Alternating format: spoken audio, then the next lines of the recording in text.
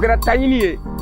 o ɲinina jamana kɔ o bɛɛ ka position dɔnnen don daminɛ sanfɛ donc dugumamɔgɔ yɛrɛ b'a dɔn i ye mun ta i bɛ taa bila nɔ na ka sɔrɔ turu ma ci yɛrɛ ma ni jamana ta ɲɛ dɛ jamana ni baara tɛ ka k'a la jamana tɛ taa ɲɛ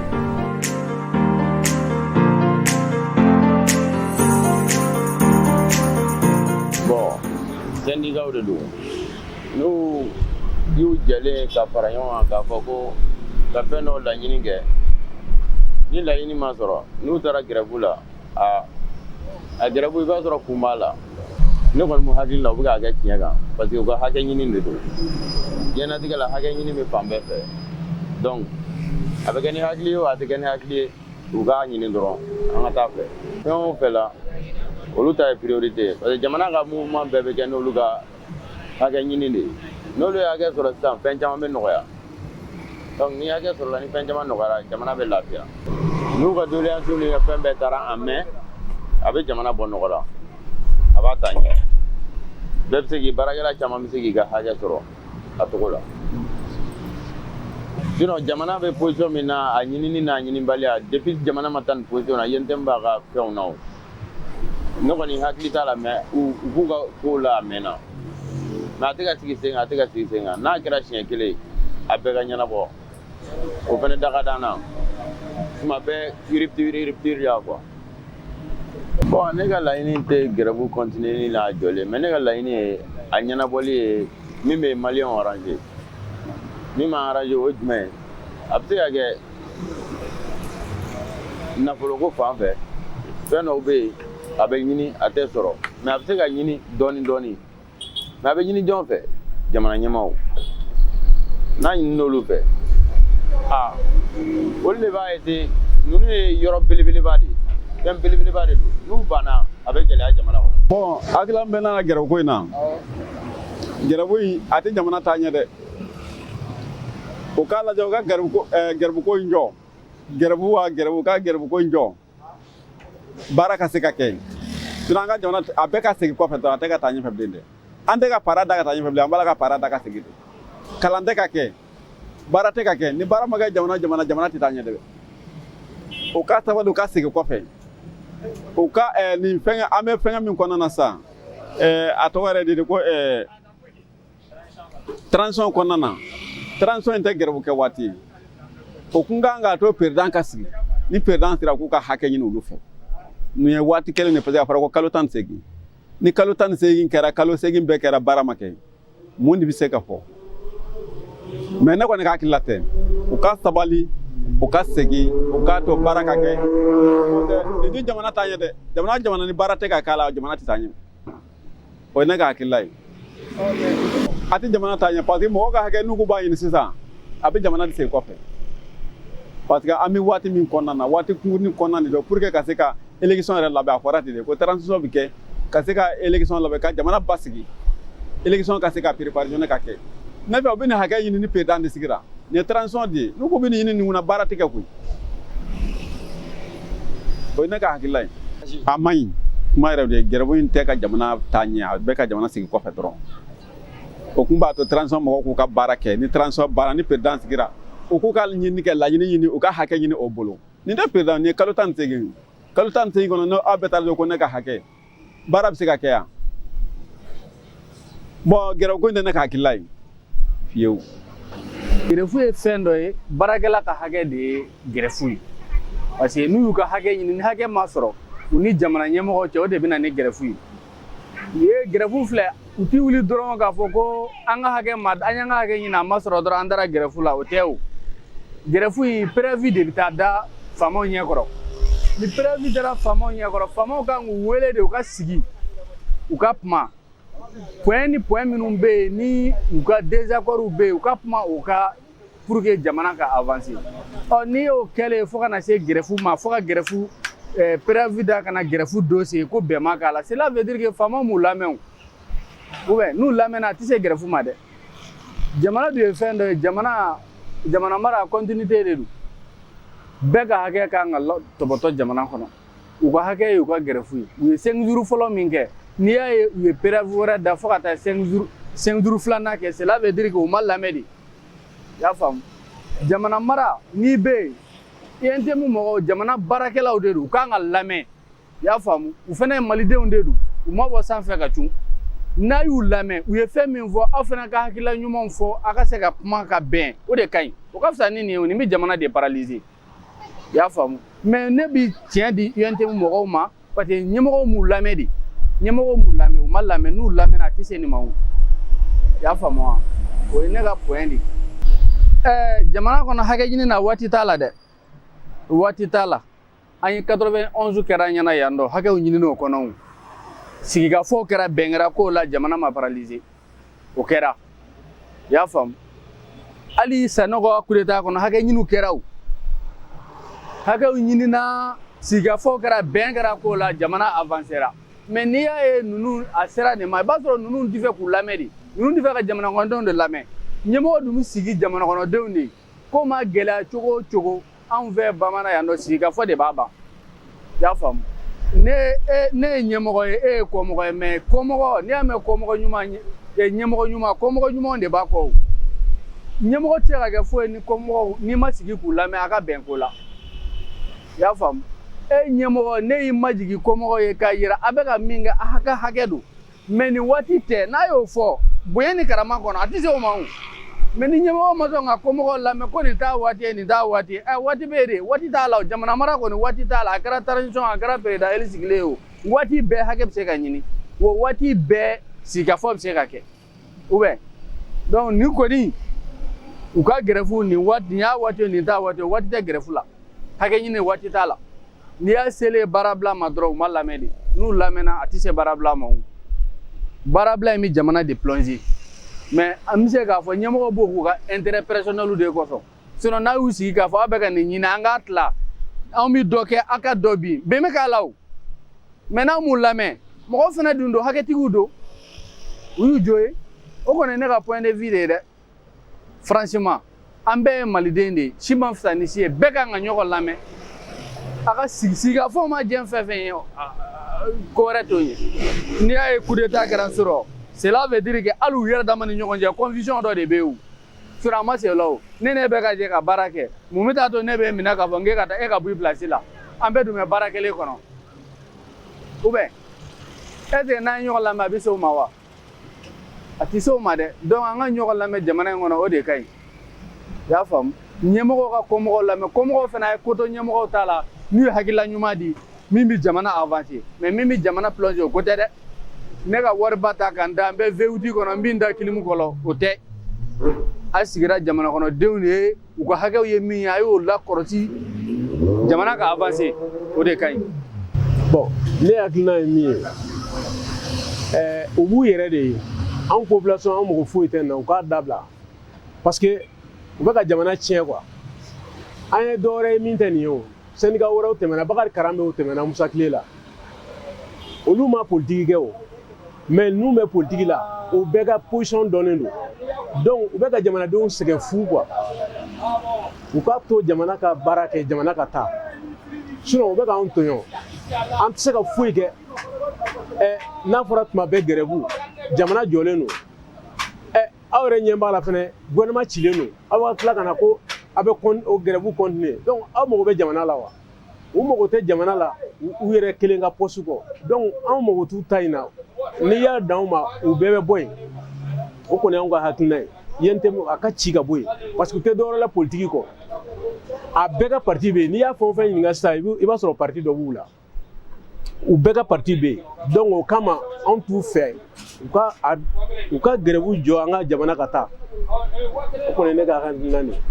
a bɛ jamana tiɲɛ de sinon a tɛ foyi dilan jamana la grève jamana ye min perdu sisan bɛɛ ɲɛ b'o la o hali mɔgɔ kelen kelen minnu bɛ yen n'u kɛn ka anw ye bololabaarakɛla ye n'u kɛn ka na wari d'anw ma i b'a ye u bɛ grève ko in fɔ a bɛ taa kale grève ko la n'u kɛn ka wari di donc a bɛ mun ɲɛ anw ye n'u ka sara tara u bɛ mun d'anw ma anw population u tɛ foyi d'anw ma donc u bɛ jamana jɔ ka jamana sigi a sen tabara kɔnɔ dɔrɔn u ka intérêt dɔrɔn kama u tɛ foyi ɲɛ anw ye u k'a dabila u k'an ka jamana to a ka lafiya jamana degunnen don u ka grève in kɔni jamana ka intérêt foyi t'a la jamana ka intérêt t'a la dɛ u bɛɛ bɛ politique la mɔgɔ si t'u la min tɛ politique la o dɔ ɲininka i bɛ taa sɔrɔ u ka parti bɛ yen mais an ye Musa Tile an ye Bakari Karambe ninnu ye n'a ko jamana fɛ ko baara tɛ yen bi baara tɛ yen mais mɔgɔ si t'a fɔ k'i b'olu ka parti dɔn fɔ sisan n'a kɛra mais fɔlɔ u tun bɛ syndicat la wagati min u bɛ se ka parti tɛ yen mais nin syndicat si tɛ yen min ka parti tɛ yen donc u k'a to an ka dɔn mɛn jamana ka lafiya o kɔni ye ne ka hakilina nin ye jamana ka hakɛ bon ɲini cogo tɛ nin ye o jamana ka hakɛ bɛɛ ka bɛn fɛn min tɛ bɛn jamana kɔnɔ o ka fɔ o ye jamana ka hakɛ ɲinitɔ ye mais aw ka jamana jɔ fo ka jamana ka hakɛ ɲini jamana ka hakɛ bɛ sɔrɔ cogo di a jamana jɔlen don hakɛ bɛ sɔrɔ cogo di ne kɔni ɲɛ tɛ hakɛ sɔrɔ cogo la n'a ye a yira mɔgɔw la aya fɛn dɔ bɛ ka taa an k'a lajɛ an ka sigi ka fɔ kɛ nin ma ɲi jamana ma aya bɛɛ bɛ ka hakilina di o la aya ni jamana bɛnna min kan jamana bɛ se ka taa n'o ye jamana ka intérêt b'o la mais ka jamana jɔ ko mɔgɔw ka hakɛ jumɛn bɛ sɔrɔ nin wagati kɔnɔ minnu t'a la olu degunnen don minnu b'a la olu degunnen don donc hakɛ jumɛn bɛ sɔrɔ donc u kɔni u y'an tɔɔrɔ dɔrɔn u y'an tɔɔrɔ tiɲɛna politique u ma ɲɛ u ka politique kɔ u bɛ ka jamana yɛrɛ sɛgɛn jamana sɛgɛnna ne kɔni fɛ u bɛ k'an degun a bɛ k'an degun de parce que u ka partiw dɔnnen don donc politique kɛlɛw de don jamana ka intérêt kɛlɛ tɛ dɛ u b'u ka politique kɛlɛ la u bɛ ka jamana sɛgɛn ni jamana ka intérêt kɛlɛ tɛ ni jamana ka intérêt kɛlɛ don a ma se nin ma o u k'a to jamana ka lafiya o kɔni ye ne ka hakilina de ye. Grève ma ɲi jamana si ma mais est-ce que UNTM bɛ ka grève min kɛ est-ce que grève in c'est légitime an bɛ t'o n'o de basé c'est vrai UNTM ka grève c'est légitime parce que u b'u ka revendication u b'u ka droit de nɔfɛ mais jamana bɛ yɔrɔ min na sisan vraiment jamana sɛgɛnna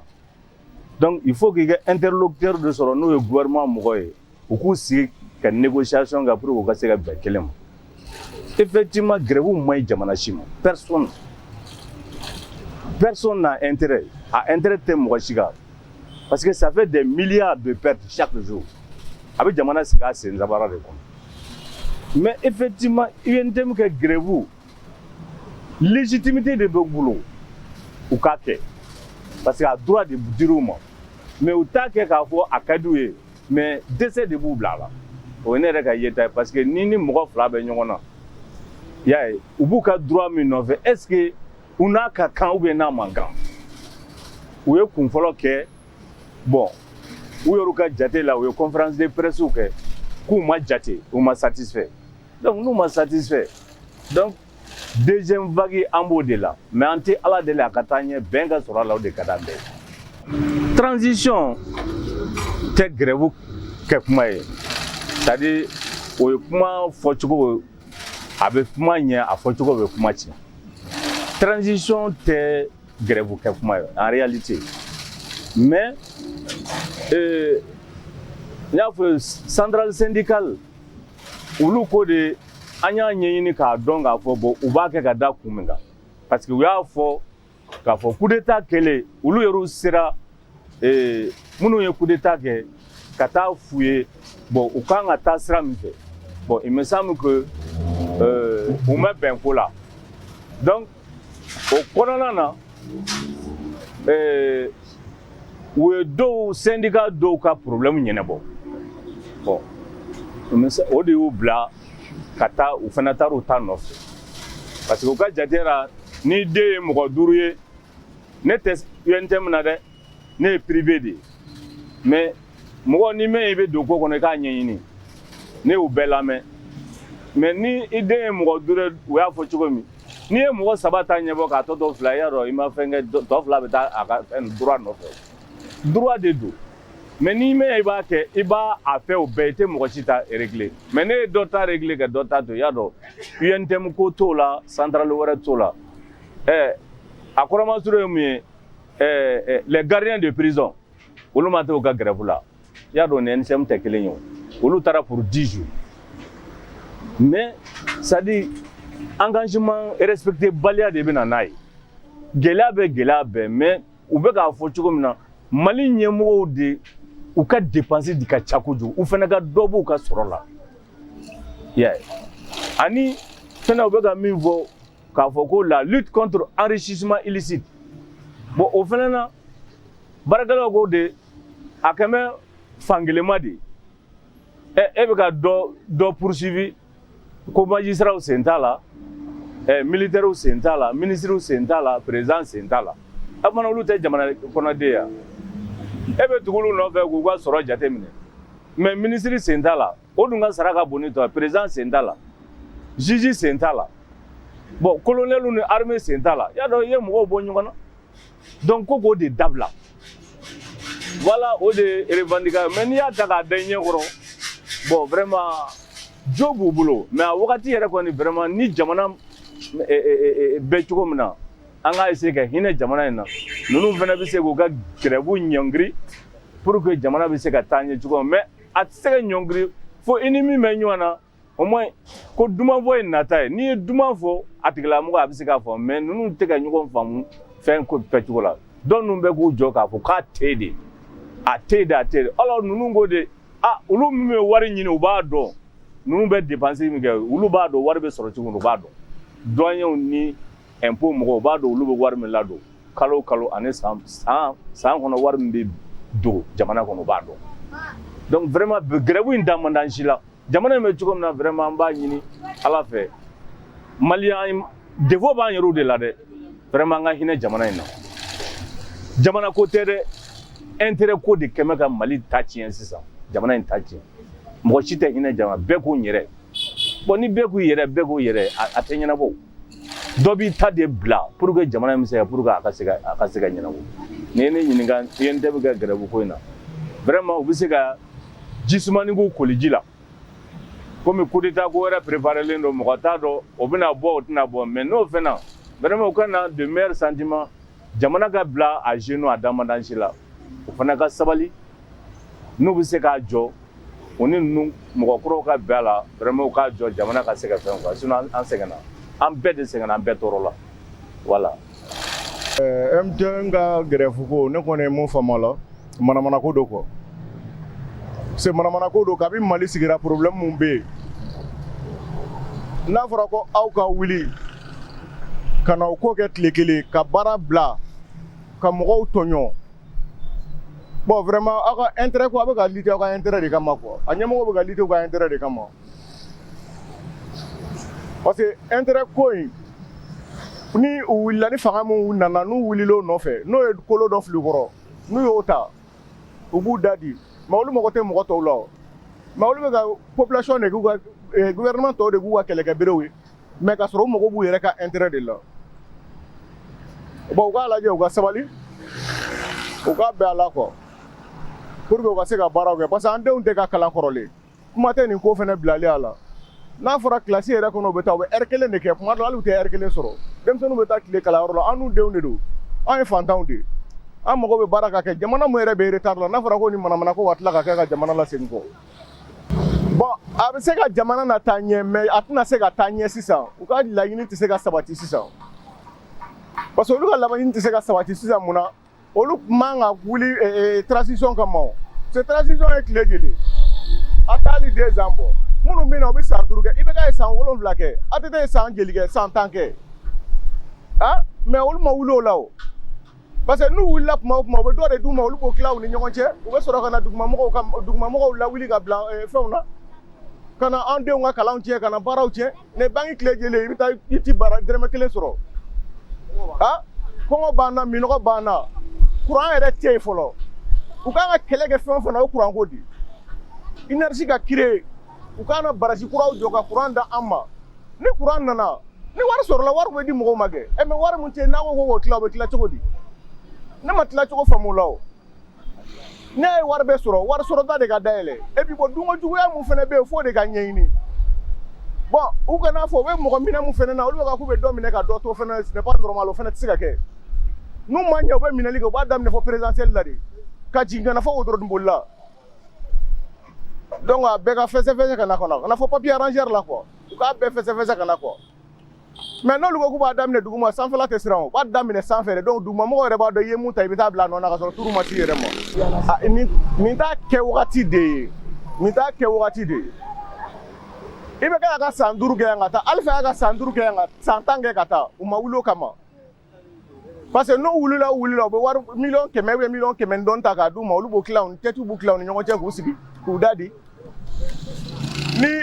IBK fɛnɛ nana ATT nana o ye san 10 kɛ cɛ nana o fɛnɛ ye san 7 kɛ hali a tɔgɔ IBK nana o fɛnɛ ye san 7 kɛ mais o san 7 n tɛ mɔgɔw kun tɛ yen wa u tun bɛ u ma wuli o la o mais sisan ninnu nana même u tɛ 2 ans kɛ u tɛ san 2 sɔrɔ bon u ka ninnu to yen u ka baara kɛ an bɛ se ka mun fɔ ninnu ɲɛna dɔrɔn olu k'u ɲɛsin kuranko ma dɔrɔn u bɛ wari fɛn fɛn sɔrɔ u kana taa don foyi la u k'a bɛɛ don kuran na dɔrɔn an mago b'o dɔrɔn de la hali ni élection ma organiser an mago foyi t'o la u ka kuran d'an ma dɔrɔn an mago b'o dɔrɔn la ni kuran bɛ yen de baara bɛ na kɛ hali ni y'a usine baw tɛ ka na an fɛ yan nɔ bɛɛ bɛ k'i bila ko kuran tɛ Mali kɔnɔ wa kuran tɛ Mali kɔnɔ Mali fan si tɛ yen ko i bɛ se ka une semaine kɛ yɔrɔ min na ko kuran ma tigɛ n'a bɔra présidentielle la wa Mali kuran unité Mali ye kuran di Sénégal a bɛ Mauritanie a bɛ Côte d'Ivoire mais olu ka kuran unité ka nɔgɔn Mali ye Mali ka kuran unité dërëmɛ 30 a ka ca kɔ kuran nu filɛ hali n'i y'a di dërëmɛ 10 ta i bɛ bɔ énergie bɛ bɔ dërëmɛ 10 ta énergie bɛ bɔ o ye ne ka NTM ka grève ko in na ne bɛ min sɔrɔ k'a fɔ Mali ye Mali jamanadenw ye o b'a fɛ k'an ka jamana k'a segin kɔfɛ de parce que sisan an tun ye kɛlɛ kɛ pour que an bɛ se ka taa Mamadu Diko ye dɛmɛ kɛ pour que an bɛ se ka taa ɲɛfɛ an bɔra ka grève kɛ pour que an bɛ se ka taa ɲɛfɛla la sisan grève ko in a tila ka yɛlɛma ka kɛ fɛn gɛrɛ ka kɛ baarakɛbaliya de ka di mɔgɔw ye parce que an n'a ma baara kɛ an ka jamana a tɛ se ka taa ɲɛfɛ wari t'an bolo sanu t'an bolo foyi pétrole t'an ka jamana kan bon an ka jamanadenw in toujours an bɛ sɛgɛn de kɔnɔ yan mɔgɔ fu dɔw de bɛ sigi k'u ka dumuni défend k'an ka jamana bi nɔgɔ la u k'a kɛ Ala kama u k'a kɛ Ala n'a kira kama u k'a to an ka jamana kɛ bɛn fɛn kelen kan don dɔ la ko coup d'état kɛra don dɔ la ko coup d'état kɛra don dɔ la ko grève kɛra nafa jumɛn de b'a la anw ye